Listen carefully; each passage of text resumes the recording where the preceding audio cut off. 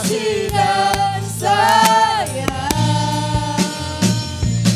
Kau tempat penghiburan bagi setiap hati yang terluka.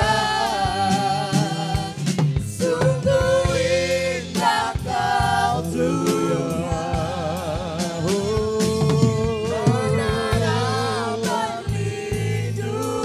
Engkaulah perlindungan, Kau sumber kekuatan bagi semua orang yang membutuhkan. Engkau sumber kekuatan, oh sumber kekuatan, sumber kekuatan, Sumber kekuatan.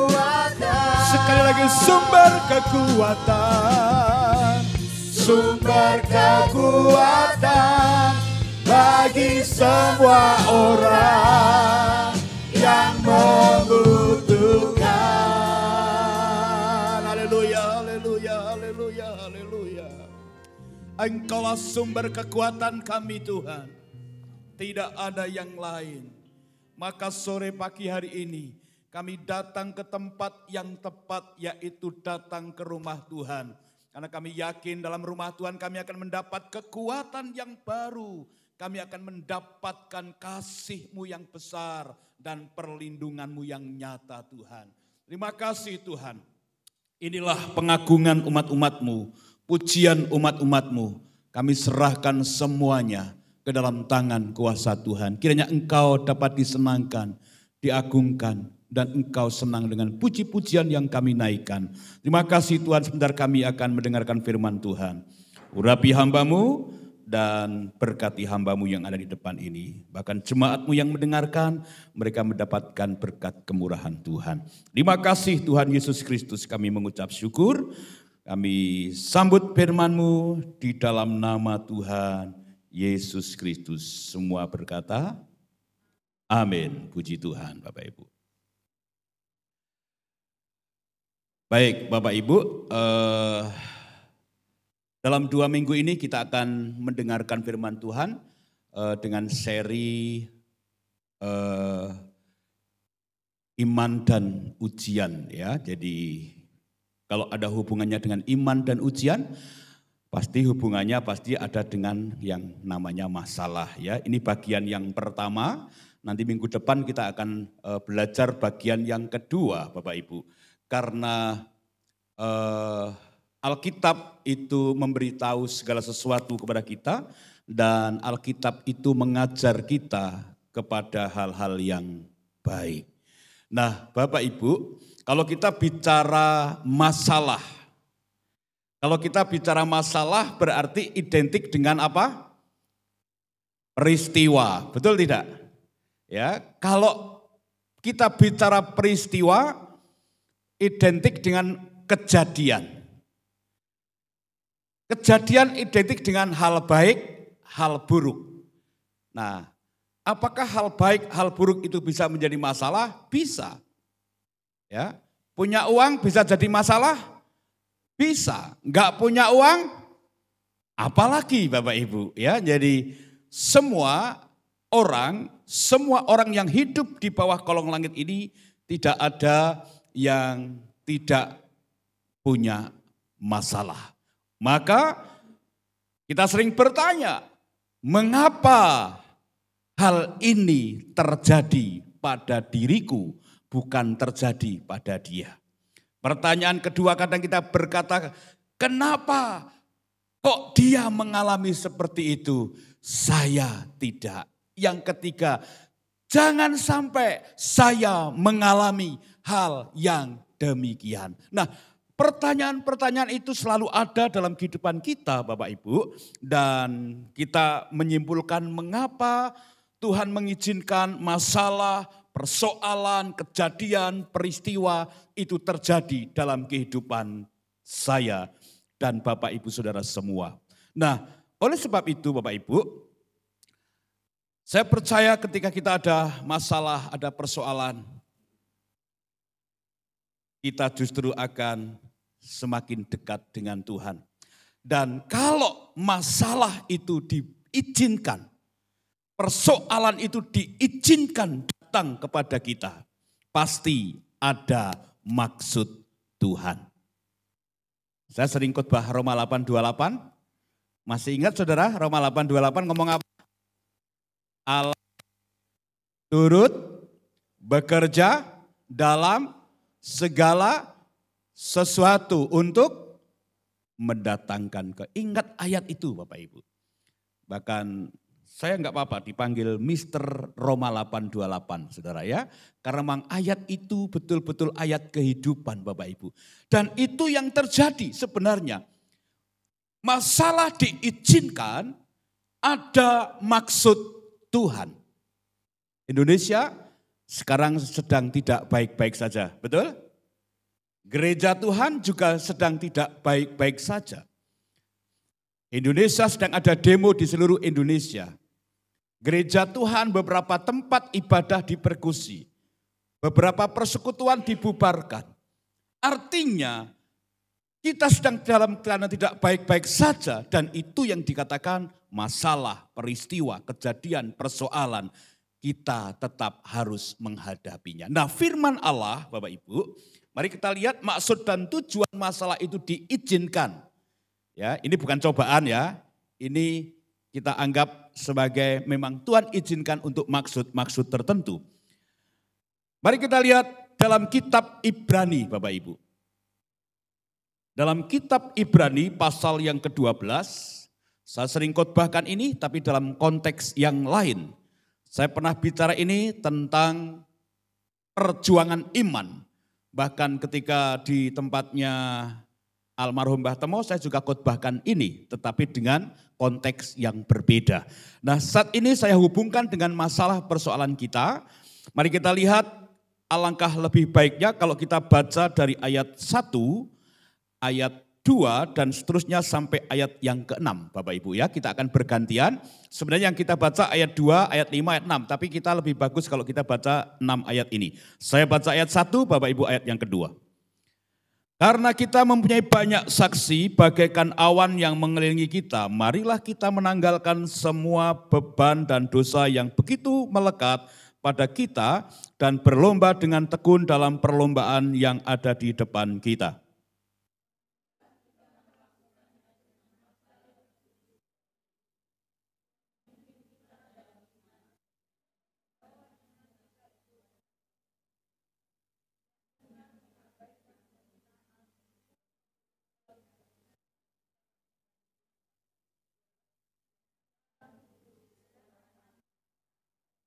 Ingatlah, selalu dia yang tekun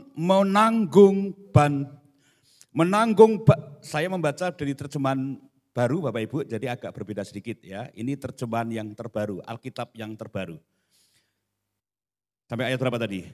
3 ya. Ingatlah selalu dia yang tekun menanggung bantahan yang sehebat itu terhadap dirinya dari pihak orang-orang yang berdosa. Supaya jangan kamu menjadi lemah dan putus asa.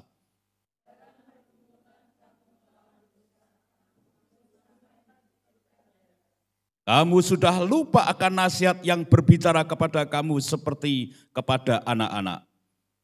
Hai anakku, janganlah anggap enteng didikan Tuhan.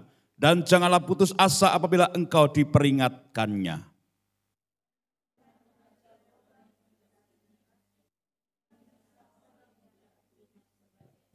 Ya, kata anak di sini itu tidak mengacu kepada anak kecil, Bapak Ibu. Tapi kata anak di sini mengacu kepada anak-anak Tuhan. Dan cara Tuhan mendidik itu seperti orang tua mendidik kepada anak-anaknya. Nah, Bapak Ibu, lalu kalau kita sambung dengan pertanyaan tadi bahwa ada maksud Tuhan, ada maksud apa di balik masalah yang terjadi dalam kehidupan umat manusia, terlebih orang-orang yang percaya. Perhatikan Bapak Ibu, ayat yang ke-5 Bapak Ibu. Coba perhatikan ayat ini yang pertama, Apa maksud Tuhan dari masalah yang terjadi dalam kehidupan kita? Ayat yang kelima berkata begini. Kamu sudah lupa akan nasihat yang berbicara kepada kamu seperti kepada anak-anak. Firman Tuhan katakan, hai anakku, janganlah anggap enteng didikan Tuhan. Ini kayaknya tertulis sebelumnya di Amsal kalau nggak salah ya. Kalimat kata hai anakku itu kalau nggak salah sudah pernah ditulis di Amsal, lalu ini hanya Ibrani ini hanya menjiplak begitu ya.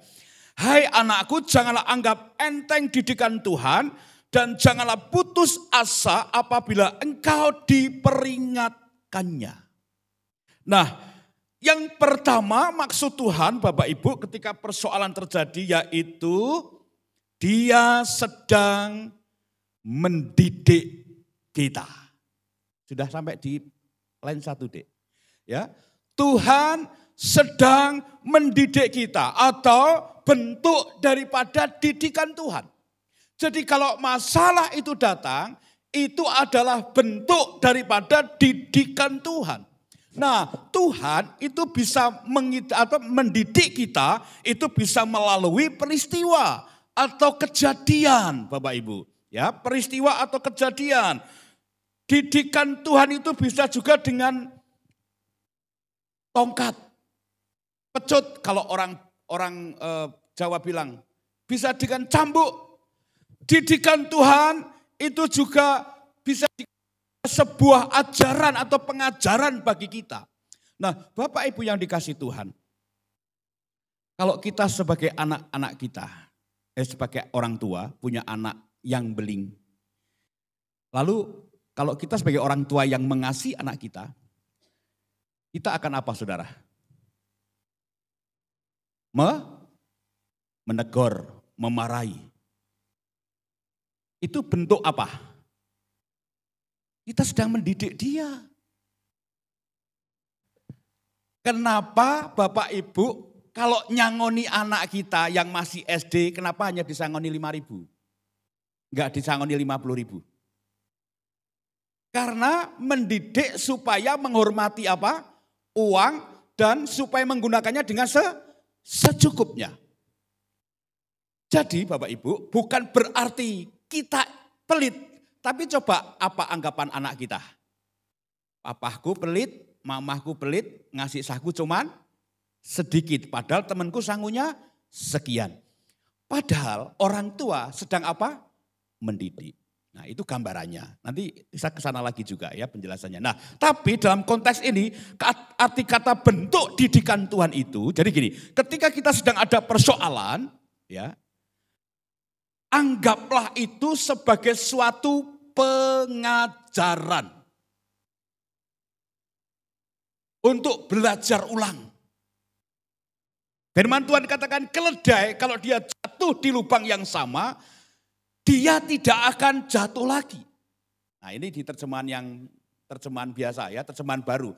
Jadi saya Alkitabnya ini terjemahan 2 Bapak Ibu. Di sini ada tulisannya terjemahan 2, edisi terjemahan 2. Nah yang ini terjemahan 1 ya. Lalu ada terjemahan lama, lalu ada terjemahan Bode. Gitu ya. Nah kalau di HP saudara ada terjemahan bahasa Indonesia sehari-hari, ada King James dan lain sebagainya. Nah yuk kita baca yang ayat ini. Ayat yang terjemahan baru. Yuk 1, 2, 3. Dan sudah lupakah kamu akan nasihat yang seperti kepada anak. Hai anakku, janganlah anggap enteng didikan Tuhan. Dan janganlah putus apabila. Kalau Bapak Ibu sedang ada masalah, lalu dikandani pendetone, saudara suruh nganggap seperti itu. Jangan, apa itu? Hah? Itu loh. Janganlah anggap enteng. Alah Pak Timo ngecuprus tok, teori tok. Ya terserah. Karena enggak ada pendeta mengajarkan jemaatnya untuk berbuat salah. Bahkan sudah begitu aja dianggap salah. Gitu. Mungkin sebagian besar jemaat tahulah ya, saya ngomong benar saja tetap salah.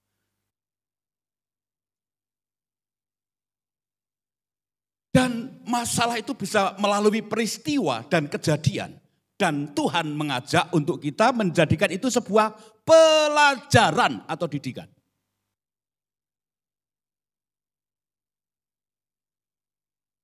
Tapi kadang orang itu tidak sadar kalau itu sedang dididik Tuhan.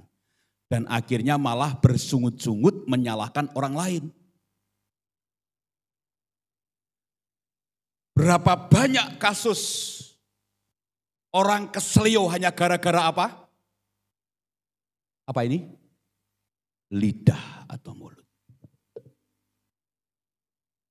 Demo besar gara-gara apa? Demo besar kemarin sebenarnya gara-gara apa? Gara-gara ada perkataan tolol, betul nggak? Lalu ada perkataan-perkataan yang memang itu menyinggung masyarakat.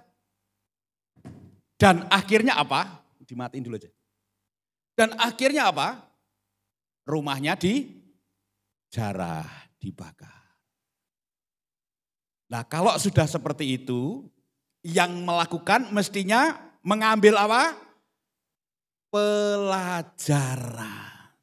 Ini yang saya maksud.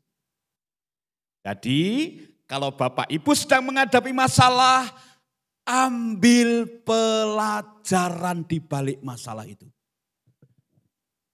Ternyata Tuhan sedang mendidik. Kalau kita kemalingan, kita harus menganggap bahwa ada apa di balik kemalingan itu. Jangan-jangan Tuhan sedang mendidik kita. Ketika kita kehilangan, bagaimana sikap kita? Kita harus menganggap jangan-jangan Tuhan sedang mendidik kita. Dan saya perhatikan, saya sudah khotbah bolak-balik tentang dosa perkataan. Hati-hati, jaga perkataan, seperti saya khotbah itu sudah bolak-balik. Tetapi saya memperhatikan masih ada jemaat yang kalau ngomong itu saling menyakiti Bapak Ibu. Dan jemaat tidak pernah belajar dari peristiwa itu. Sehingga banyak orang yang tersakiti dan membuat hubungan antar jemaat menjadi enggak harmonis. Sehingga saudara kehilangan apa? Damai, sejahtera. Sehingga weruh wonge wae senep. Arak salaman wae ora dideloki mukae. Gara-gara apa? Masih menyimpan kepahitan. Gara-gara perkataan. Maka ketika sedang punya masalah, coba koreksi. Jangan-jangan memang aku yang salah. Dan anggap itu sebagai didikan Tuhan. Jadi setiap ada peristiwa coba belajar. Kalau saudara ngunek ke saya, meh perutnya buncit, wonge ireng, misalnya gitu, enggak apa-apa saudara. Tapi kalau saudara ngucap kepada sesama jemaat, bisa tersinggung enggak saudara? Atau saya yang ngucap kepada saudara-saudara bisa tersinggung. Jadi hati-hati, baik. Kita harus sadar bahwa kehidupan ini tidak lepas dari masalah. Tapi biarlah ketika masalah itu datang, yuk kita introspeksi diri, jangan-jangan memang kita disuruh belajar lewat masalah. Nah kalau sudah belajar atau masalah itu menjadi pelajaran buat kita, maka kita tidak akan mengulangi lagi. Betul tidak? Makanya saya katakan, kalau isik baleni meneh dengan masalah yang sama itu kebangetan Bapak Ibu. Jadi sama-sama belajar. Kan ada orang yang seneng guyon ora maton. Omongannya sakarepe dhewe. Anak jemaat yang sudah paham, oh memang karakternya seperti itu. Memahami. Tapi ketika yang tidak memahami, yang jarang ketemu, maka jadikan itu pelajaran. Jangan sampai kita jatuh di lubang yang sama. Nah, yang sering terjadi ketika kita sedang dididik, kita sering menyalahkan orang lain. Bersungut-sungut. Maka dari itu yang paling penting adalah sadar bahwa kalau Tuhan izinkan itu terjadi, Tuhan sedang mendidik kita. Dan jadikan pelajaran untuk tidak jatuh di dosa yang sama. Nah ini ternyata ada di Amsal, coba Grace, Dek, di Amsal 3:11 itu di slide berikutnya, yang slide yang bukan itu. Yang ada enggak? Kalau enggak ada berarti saya bacakan ya, saya ingat nih Amsal 3:11. Hai anakku, janganlah engkau menolak didikan Tuhan dan janganlah engkau bosan akan peringatannya. Jadi kalau kata jangan bosan akan peringatannya, intinya gini, masalah itu akan terus terjadi. Tapi masalah yang terus terjadi itu juga jadikan terus pelajaran buat kita. Supaya kita tidak jatuh di dosa yang sama. Oke, nah mari kita lihat. Yang kedua,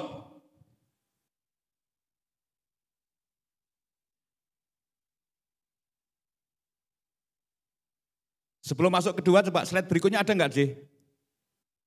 Oh, stop. Oke, yang stop ini, yang Ibrani aja.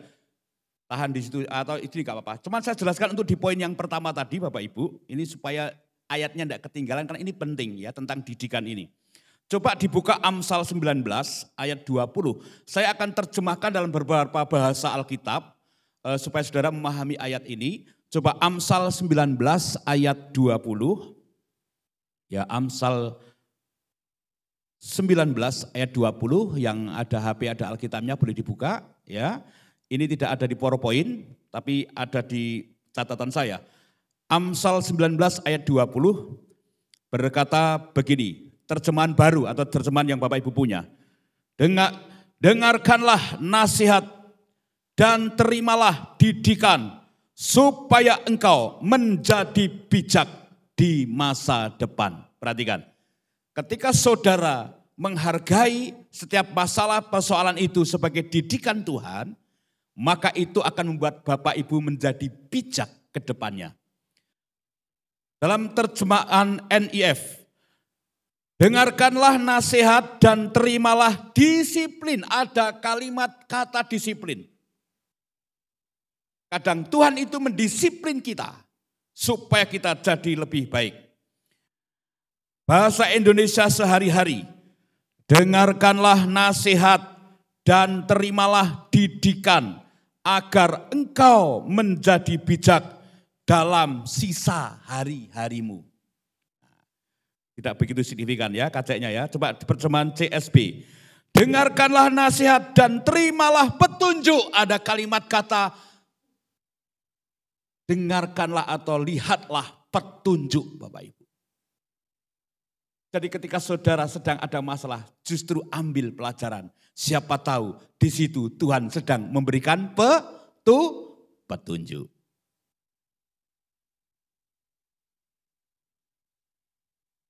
Tidak banyak orang yang melalui corona kemarin. Masalah enggak saudara corona? Masalah. Banyak yang meninggal? Banyak.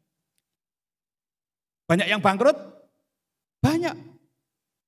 Tapi banyak yang dapat rezeki? Banyak. Karena setiap orang itu punya respon yang berbeda ketika punya masalah.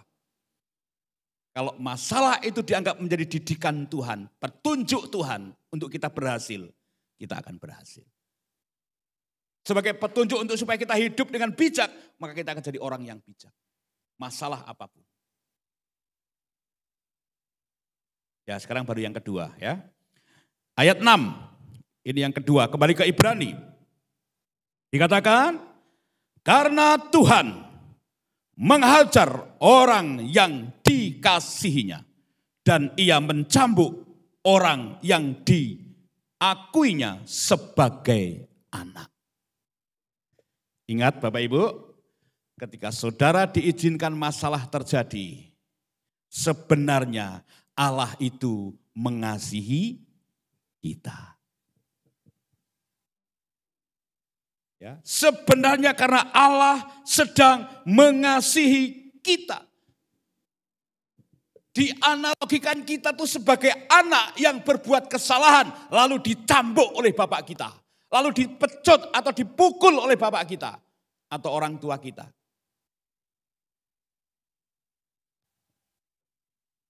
Ada anak yang sini pernah dijewer? Halo, Marcel, Mas, siapa namanya kotak-kotak? Erlan, pernah dijewer papa? Ah. Siapa lagi? Eva pernah dijewer? Gak mau ngaku, cuman senyum-senyum ya. Saya yakin ketika orang tua menjewer, pasti karena kita berbuat salah, betul? Lalu tujuannya orang tua menjewer ngapain? Mbak Tuti atau Mas Adi, karena pengakuan anak tadi pernah berkata. Jadi ketika Anda menjewer anaknya, karena apa? Supaya tidak diulangi lagi. Karena bentuk orang tua itu mengasihi anak, Bapak Ibu. Jadi kalau Tuhan sedang mengajar kita, ya sedang mengizinkan masalah enggak selesai-selesai. Sebenarnya Tuhan sedang mengasihi kita untuk kita dilatih. Untuk jadi orang yang mandiri. Dilatih untuk jadi orang yang hebat, Bapak Ibu. Sampai hari ini pun saya masih dilatih oleh Tuhan.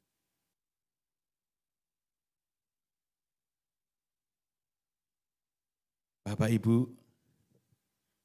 kalau Tuhan mengajar kita sedang ada persoalan.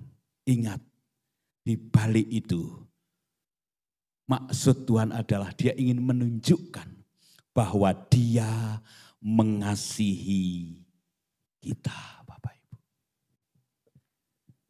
Jadi jangan terlena dengan hukum kasih. Allah juga Allah yang murka. Tapi di kemurkaannya Allah itu Dia ubah menjadi bentuk kasih dalam didikan itu, Bapak Ibu. Jadi siapa yang sedang punya masalah, yang pertama anggaplah itu adalah didikan Tuhan untuk kita berlatih. Yang kedua, bentuk Tuhan mengasihi kita. Amin, Bapak Ibu. Percaya bahwa kalau ada masalah itu sebenarnya Tuhan sedang mengasihi kita. Karena ketika Tuhan tidak mengasihi kita, kita dibiarkan enjoy saja. Berbuat dosa, Tuhan diem, ya kan? Saudara mau melakukan apa saja, Tuhan diam. Dan tiba-tiba, langsung mati. Tidak sempat bertobat. Tapi ketika masalah datang, kita diberi kesempatan untuk bertobat. Karena Tuhan masih mengasihi kita, mengizinkan kita bertobat. Coba kalau saudara yang tidak diizinkan Tuhan, yang tidak diberikan kesempatan. Maka bentuk didikan Tuhan, bentuk kasih Tuhan, Dia menegur, menghajar kita. Ya, karena ada firman Tuhan yang mengatakan, orang yang aku kasih, itu di bagian yang ketiga nanti. Ya, oke. Jadi yang kedua adalah karena Tuhan mengasihi kita. Yang pertama, karena Tuhan ingin mendidik kita. Sekarang yang ketiga, Bapak Ibu. Oke. Yang ketiga adalah bentuk pendewasaan. Ya. Bentuk pendewasaan atau berbentuk teguran Tuhan. Kalau sudah segede Mas Anto, Mbak Rachel, Mbak Gladys, Mbak Ninda, perlu dijewer enggak? Enggak. Dipukul? Enggak, bales kalau dipukul. Coba saya minta pukul, pasti bales. Tapi sudah ditarap yang namanya bentuk pendewasaan, berbentuk teguran. Mari kita baca ayat yang ke-6. Di Ibrani 12 ayat yang ke-6. Karena Tuhan menghajar orang yang dikasihinya. Dan Ia apa? Mencambuk orang yang diakuinya sebagai anak. Bapak Ibu. Dihajar, ditegur untuk pendewasaan iman kita. Kalau anak-anak yang sudah remaja berbuat salah Bapak Ibu, ditegur. Tegurnya dengan apa? Kasih. Saya bedakan ya. Ini Mas Revel ini kan kalau saya bilang ya saya paling sering berantem sama Revel ini. Gitu kan? Karena Revel ini kalau dibilang, "Bang, bangun." Yo, wah, lembut jawabannya saudara.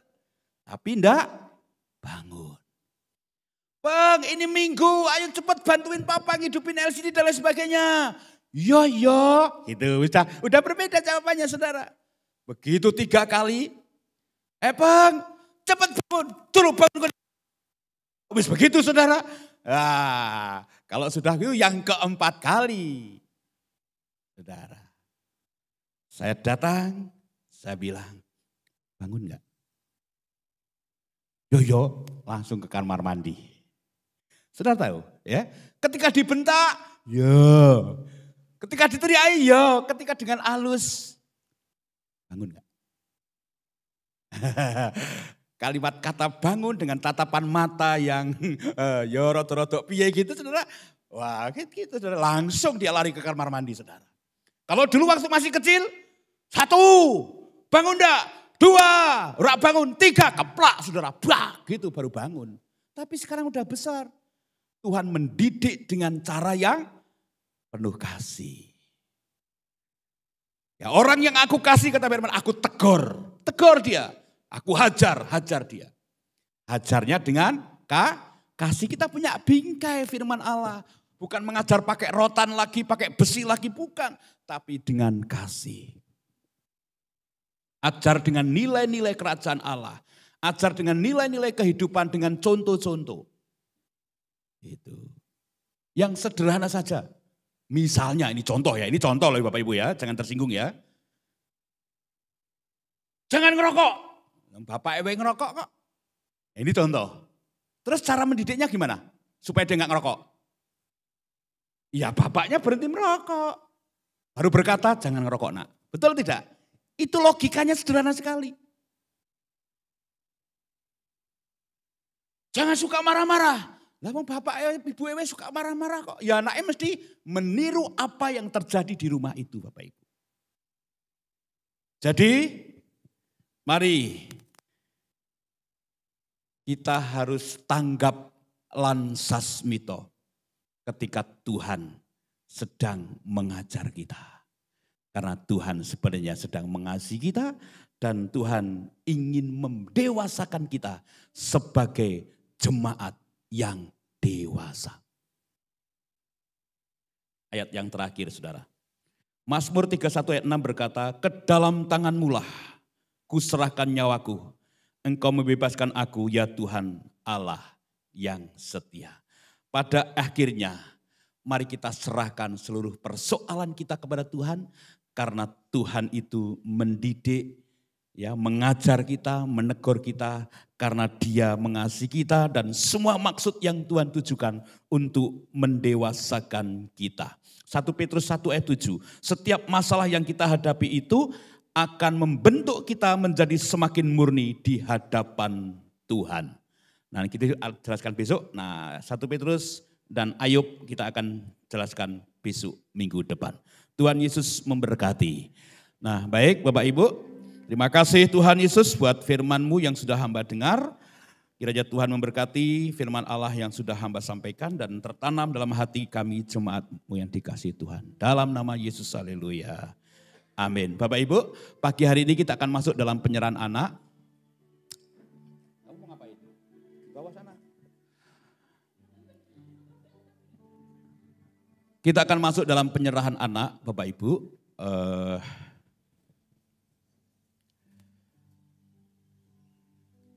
Kita dengarkan firman Tuhan dulu, mungkin Mas Bagas tolong HP saya dimatiin dulu. bisa ambil berdiri di depan, saudara Bapak